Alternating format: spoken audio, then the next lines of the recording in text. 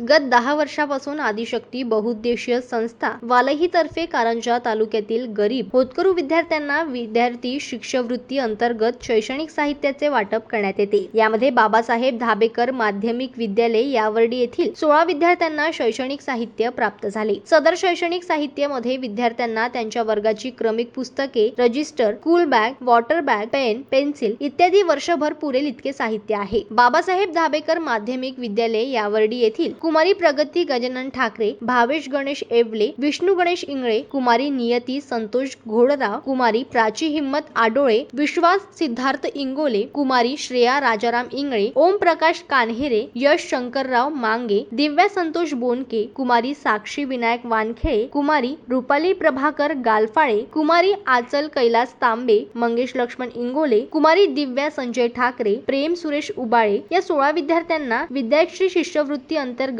संपूर्ण वर्षभर लागणाऱ्या शैक्षणिक साहित्याची किट उपलब्ध करून देण्यात आली। विद्याश्री शिष्यवृत्ती मध्ये यावर्डीच्या 16 विद्यार्थ्यांचा समावेश केल्याबद्दल विद्यालयाचे मुख्याध्यापक विजय भळ सर यांनी आदिशक्ती संस्थेच्या अध्यक्षा कविता ठाकूर, सचिव मृणाली तोमर व संचालक प्राचार्य निर्मला सिंग ठाकूर यांचे आभार मानले।